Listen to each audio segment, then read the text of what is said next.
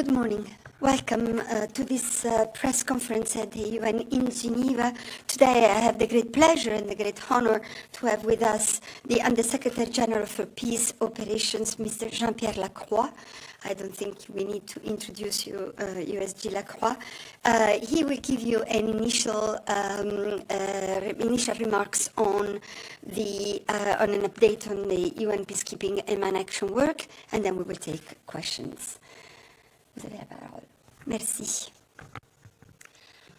Thank you very much, and a very good afternoon to all of you. First of all, I will talk about mine action because what brought me to Geneva was mine action in my capacity of Undersecretary General for Peace Operation. I also cover the UN Mine Action Service. And yesterday and today in Geneva, we have an event which is called the National Directors Meeting, which is essentially an annual meeting of senior officials from member states who are responsible for supporting mine action. So it's a very important event for us. It also brings together different stakeholders in the area of mine action, non-governmental organization, agency, funds and programs from the UN. And we work together to do our best to act in response to the scourge of mine action, the improvised explosive devices, remnants of war. We have a reality which is sobering, where the propagation of mines and IEDs and EODs has increased. Just in Afghanistan alone, just take an example, this is a country where we have a project. One person is killed on average every day by mine, and that person is most likely to be a child. And we have a total on average of 4,000 people killed every year and many more injured. And again, most of these would be children. And the needs are increasing as a result of the hostilities in Gaza, in Ukraine, in the Sudan. We are seeing, again, an increased propagation of those devices. And therefore, we are duty-bound to see how we can respond to these challenges. At the same time, the resources are limited. We are operating against a backdrop where the financial constraints of our member states are real, and all of this on mine action is done on the basis of voluntary contributions. So you can imagine that it is something that is very, very important to us. It's a collective work with, again, the other partners within the United Nations system. Many of those agencies actually having their headquarters here in Geneva, and also with the NGOs and of course our member states. So just to say that on mine action, we've been very active lately. Turning to peacekeeping, I just want to say that our peacekeepers are really making a true difference, and they're doing this against the backdrop of increasingly dangerous environment. You've seen that in UNIFIL alone, and over the last couple of weeks, we lost 5 peacekeepers, 3 peacekeepers from Indonesia, 2 from French. Unfortunately, yesterday we learned with sadness the passing away of Caporal Chef Anissé Girardin from France, a second French peacekeeper who died as a result of the incident on the 18th of April. And I think that is those tragic incidents. We have also many injured peacekeepers as a result of the various incidents that took place in UNIFIL. Of course, we wish all of them a speedy recovery. And I, of course, reiterate my condolences to France and Indonesia and to the families of the deceased peacekeepers. That is, again, an illustration of the dangerous environment in which peacekeepers are operating. But I think it's important to highlight what they do and what the difference they make. I'm just coming from Cyprus, where for 50 years now, our peacekeepers from HUNFICIP has been successfully implementing their mandate, which is to make sure that the ceasefire in the island will be kept. And that is exactly what is happening against the backdrop of incidents that are occurring on a regular basis, sometime every single day, sometime every week, and those incidents, all of them have the potential to escalate. And if they do escalate, then potentially violence could resume, and of course any chance for political negotiation to proceed and succeed would be undermined. So that's one example. Another example is protection of civilians. Every single day our peacekeepers protect hundreds of thousands of civilians. And I've seen that very clearly, very directly. For example, in the province of Ituri, northeast of the DR Congo, we have tens of camps for internally displaced persons. Some of them have 50, 60, 70,000 civilians protected exclusively by our peacekeepers, who not only protect them from security threat, but also allow access for humanitarian assistance. So we have our challenges, but I wanted to highlight the difference, the added value of our peacekeepers. The challenges are political, because we have a divided international community, and that doesn't help us, and that doesn't help the political efforts that we support through peacekeeping. We have operational challenges with the increasingly dangerous security environment, with mis and disinformation and new forms of threats empowered by new technology. And of course, we have a financial challenge as a result of diminishing budget and partial or non-payment of all the assessed contributions that have to be paid by member states to peacekeeping. So I think I will leave it at that. That was by way of introduction, but I want to end by really paying tribute to our peacekeepers on the ground, and whether they're civilian, military, or police, and also to the other partners with whom they work. We're in Geneva again. Many agencies having their headquarters here. We work very well with them, day in, day out, with their colleagues in the field. I also want to pay tribute to them, and I will leave it at that by way of introduction. Thank you. Thank you very much. And I would also like to remind the journalists that we have sent you the statement of the spokesperson of the UN Secretary General on the death of the second peacekeepers that USG Lacroix was referring to. So let me open the floor to questions first in the room. Agnès Pedrero, AFP. Yes, hello. May I ask the question in French? Oui, ok, très bien. Donc Agnès Pedrero, Agence France Presse. Une question concernant le Liban et le mandat de la FINUL. Au regard des évolutions au Liban récentes, quelle réflexion vous menez au sein de l'ONU sur l'avenir de la FINUL, de son mandat, notamment en ce qui concerne son éventuel renouvellement après la fin de l'année, et comment évaluez-vous la pertinence et l'efficacité de son mandat actuel? Merci.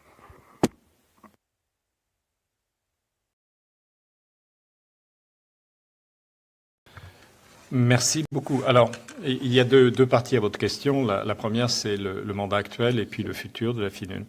Je pense que ce qui est essentiel de dire et de répéter constamment, c'est que la FINUL a eu essentiellement, à partir de 2006, 2 mandats, pour simplifier. Le premier mandat, c'était de superviser le respect du cessez-le-feu et de faire rapport sur les violations de toutes sortes. C'est ce qu'elle a fait en faisant aussi de la liaison et de la déconfliction avec les partis. Et le deuxième mandat, c'était de soutenir, et j'insiste sur le mot soutenir, appuyer les autorités libanaises dans leur action pour mettre en œuvre le désarmement des groupes armés et atteindre l'objectif de la résolution 1701 du Conseil de sécurité, c'est-à-dire l'instauration du monopole des autorités libanaises sur les armes sur tout le territoire libanais. J'insiste sur le fait que c'est une mission de soutien. Il n'a jamais été question dans le mandat de la FINUL que celle-ci désarme par la force ou réalise elle-même le désarmement du Hezbollah. Je le dis parce qu'il y a parfois des malentendus sur ce sujet. Il y a parfois aussi des interprétations de la part de ceux qui savent très bien la réalité, mais donc peut-être c'est l'intérêt de présenter une version déformée de ce mandat et de cette réalité. pour que la FINUL puisse faire le travail de soutien aux autorités libanaises, il faut d'abord qu'il y ait une volonté politique de la part des autorités libanaises. Aujourd'hui, c'est le cas, puisque les autorités libanaises ont pris des décisions courageuses dans ce domaine. Qu'il y a aussi à présent des discussions entre Israël et le Liban, avec la médiation des États-Unis, discussions que, bien entendu, nous soutenons. Et cela ouvre un espace pour que la mise en œuvre ou la réalisation de ces objectifs, encore une fois, désarmement des groupes armés, instauration d'un contrôle exclusif des autorités libanaises sur les armes dans l'ensemble du territoire, pour que ces objectifs soient réalisés. Et je pense que, de toute façon, les autorités libanaises auront besoin, pour mettre en œuvre ces objectifs, pour les atteindre, d'un soutien international. La FINUL reste là jusqu'au 31 décembre 2026 et elle est évidemment prête à intensifier ses activités dès lors que les conditions sur le terrain le permettraient. Il y a un cessez-le-feu relatif depuis quelques jours, mais tout de même une accalmie. La FINUL a déjà intensifier ses activités dans certains domaines, y compris le soutien aux populations civiles dans la zone, puisqu'il y a des populations civiles qui demeurent présentes au sud de Litanie. Il y a certaines populations qui souhaitent revenir également, nous les appuyons. Elle est prête à faire davantage pour soutenir l'armée libanaise et le gouvernement libanais dans des actions qui seraient entreprises par eux pour, encore une fois, avancer le processus de désarmement des groupes armés. Bien entendu, ce sera difficile. Il y a encore les résistances que vous connaissez de la part du Hezbollah. Il y a aussi des limites capacitaires de l'armée libanaise qui sont réelles. Et c'est la raison pour laquelle il faudra un soutien international fort au Liban, même si les conditions politiques pour la réalisation de ces objectifs s'améliorent. Il faudra également le soutien d'Israël. De ce point de vue-là, évidemment, le maintien de la présence, même le renforcement de la présence de l'armée israélienne sur le territoire libanais n'est pas nécessairement de nature à créer tout cet espace politique nécessaire pour que les autorités israéliennes puissent faire leur travail. Alors, pardon, rapidement, pour l'avenir d'une présence des Nations Unies post-FINUL, le Conseil de sécurité qui a décidé de la fin du mandat de la FINUL au 31 décembre 2026 a également décidé de nous demander, à nous, secrétariat des Nations Unies, au secrétaire général, des options pour une éventuelle présence des Nations Unies post-FINUL, pour soutenir la mise en œuvre de la résolution 1701. C'est important parce que ça veut dire que, du point de vue du Conseil de sécurité, la résolution 1701 reste le cadre politique d'un règlement. Nous y travaillons. Nous avons écouté les autorités libanaises qui nous disent qu'elles souhaiteraient garder une présence des Nations Unies, pas nécessairement identique à celle de la FINUL, avec notamment des fonctions dans le domaine de l'observation, du reporting, de la liaison, de la déconfliction, certaines capacités importantes, y compris d'ailleurs dans le domaine de l'action en matière de mines. Nous avons écouté, nous travaillons sur la base de ce que nous avons entendu de leur part. Nous avons également consulté, bien entendu, d'autres parties, Israël et d'autres États membres. Nous devons présenter ces recommandations au Conseil de sécurité avant le 1er juin de cette année. Merci beaucoup, Monsieur Lacroix. D'autres questions? Et si, Jamie, that was your hand, hein? Associated Press, Jamie Keaton. Thank you, Mr. Lacroix, for coming to see us. I appreciate that. I part of me would like you to say all of that in English, but we can keep it different. I wanted to just follow up on that. What, in terms of the two things, you mentioned that you need to have a strong international support for the operations, and I wanted to know how you see that. What could you be a little bit more concrete as to what kind of specific commitment that you expect from the international community? And secondly, just in terms of FINUL's been around since the mid-'70s, if I remember correctly, roughly, UNIFIL. And this is kind of the lesson learned question I think Agnes also asked you. How do you assess, the lesson from this, and what should the UNIFIL or its successor do that it's currently not able to do? I believe your question about international support is international support in relation to the Lebanese situation. First of all, international support to the political process that are currently ongoing, support to the political decisions that were made by the Lebanese authorities, which are difficult and courageous.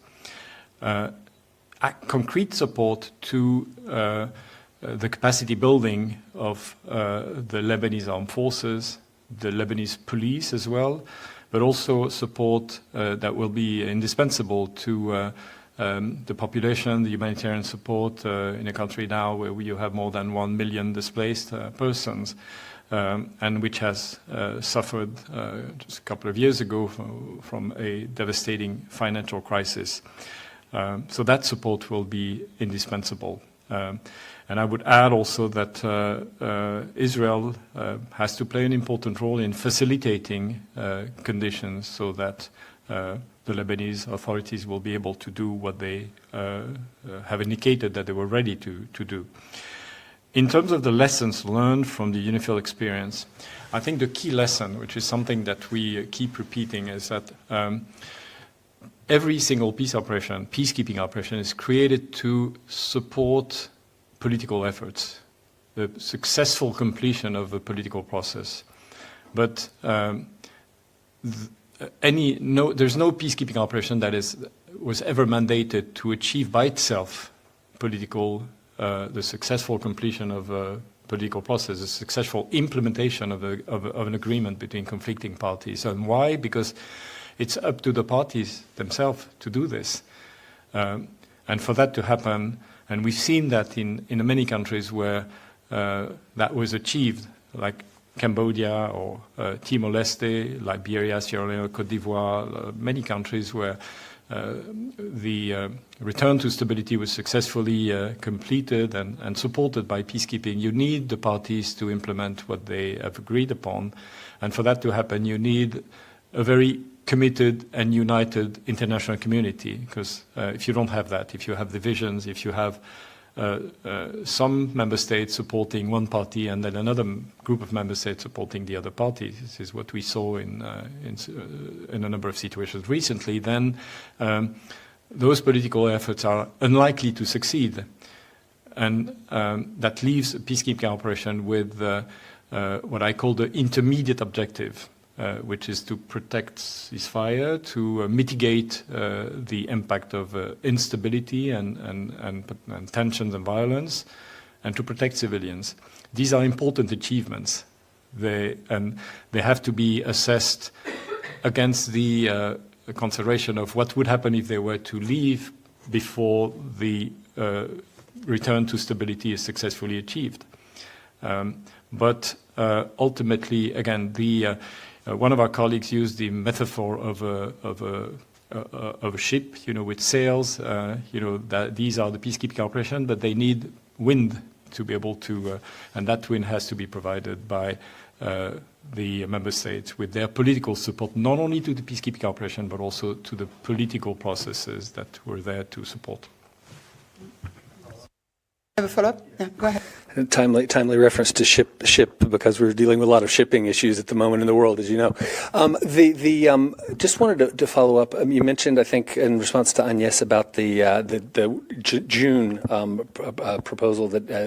Can you just help us sort of get some contours as to what this proposal might be looking like, or what the debate is currently? I mean, frame it in a sort of a general way. I imagine there are not some details you don't want to provide, but if you could give us a sense. For example, one of the main issues, and this has been an issue for peacekeeping operations for many years, is whether or not, for example, the Blue Helmets will have the right to participate in disarming or have any role in that sort. I mean, are you seeing, will the successor basically be stronger than UNIFIL, or will it be a watered-down version of it, the way things are going right now?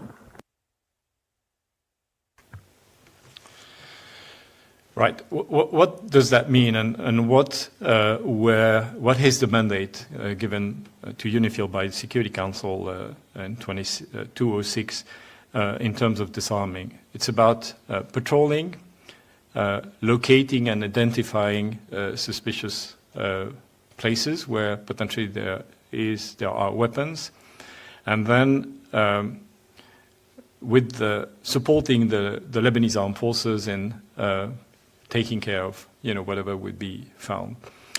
And then for that, obviously, again, you need political support from and political will from the government of the host country, because otherwise the Lebanese armed forces would not have the kind of political guidance that would authorize them to do that job. So what happened over the last 20 years, basically there was no such political will because of the political dynamics proper to Lebanon at this stage. Now this is changing, but so without this, UNIFIL was able to do prevention, de-escalation, liaison, deconfliction. That worked well, and that was also recognized by our interlocutors in the Israeli Defense Forces, whom I met many times. But being able to access those suspicious places without obstacles to our freedom of movement, without being told, this is private property, there's no way you can go there, please choose the other route and all that kind of thing. That could have been overcome with the support of the Lebanese armed forces and the support of the Lebanese authorities. Again, that was not happening.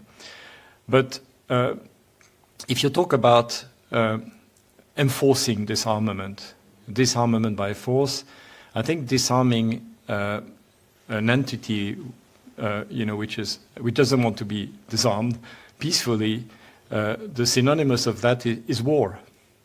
That is not peacekeeping. Forcefully disarming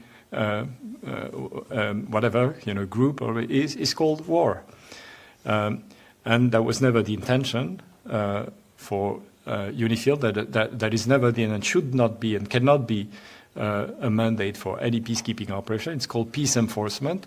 Peace enforcement may be called upon and called for in some situation, but then that is not for peacekeeping to do this. It's for others, and we're supporting a number of peace enforcement operations which are conducted not by the UN, by the African Union in Somalia, in Haiti, by this ad hoc sort of group of member states. We're supporting those operations in many ways, but again, it's different from peacekeeping. Also for a very simple reason, in addition to the first of all, I don't think that the Security Council would ever give a peace enforcement mandate to blue helmets for political reason. But the second is that I would have a really hard time finding troop contributing countries to do this, because it's a very different proposition if you come to a potential troop contributing country and telling that country, what about fighting a war in a place which is 5,000 miles away from your home and from where you don't have much by way of security interest. Of course, very different from peacekeeping. Christian Ulrich, German news agency. Yes, Mr. Lacroix, I was going to ask you exactly what the supporting role is, but I think you explained that now, looking for suspicious places and indicating that to the Lebanese army who would take care of that. Maybe there are other roles that you can expand on. But the other question is, peacekeeping is also not stopping an invading army or doing anything when one army invades the territory. Is that correct? Because that is one of the frustration of the Lebanese people, not the government or the groups, but the people say, we have UNIFIL here, but when the army comes and invades our territory, they just withdraw or they just don't do anything. Thank you. Yeah, that's right. I mean, first of all, the UNIFIL has been doing a number of other things, including supporting the Lebanese armed forces with the training, provision of capacities in different ways. Mine action is one, a number of other areas, engineering and so on and so forth. The other question you raise is important because it has to do with the problem that we sometimes face in terms of perception, particularly when situations on the ground change, because a peacekeeping operation is usually created in a certain situation where you have an agreement between two conflicting parties, and the role of peacekeeping is support the implementation by the parties of that agreement. But then if the situation evolves with, for example, the incursion of the Israeli armed forces in Israel Defense Forces in Lebanon, or with the growing influence and activities of terrorist groups in Mali, then you have that perception, okay, you're there and you can't protect us from those threats, which was also the case in Mali, because no matter how much our mission in Mali did in terms of protecting civilians in many ways, the fighting, the sort of offensive war against terrorist group is also not possible and really not in the mandate. I think we have to, of course, manage this, because when a peacekeeping operation is created and deployed, then we cannot predict how the situation will evolve, 5 or 10 years from then. And I believe that at some point, it's for us and also for the Security Council to arbitrate, can a peacekeeping operation remain when the situation, which was initially a situation of post-conflict, becomes a situation of actual, belligerence? It's a real question. I think that we have somehow to sometime to be realistic in terms of, okay, can we still do our job, and to what extent or not? But with this, there's no clear delineation, because many of our missions, particularly in Africa, find themselves in a situation where you don't exactly have a full peace. You have armed groups. Armed groups are threatening the population, and we have a protection of civilian mandates. And in those situations, then, of course, our peacekeepers, if needed, act, including using force to protect civilians. It's part of the mandate. And I think that, having met with many civilians in many of these areas affected by the presence of armed group, usually the perception of what we do is very positive. They're saying, please stay and do more. But where do you draw the line between a situation which becomes impossible to manage, as opposed to a situation where we have the duty to keep protecting civilians? It's a judgment call. I think it's very much context-based. Thank you very much. Let me go to the platform. There are more questions. Dina Abissab, APTN. And I take the opportunity to congratulate Dina. She's just been elected president of the Association of Correspondents to the UN in Geneva. So, Dina, congratulations. Many thanks, and please ask your questions. Yes, thank you. Lebanon also, and the UNIFIL. Thank you for the opportunity. Mr. Lacroix, you are speaking about peace enforcement. And we know that Israeli occupation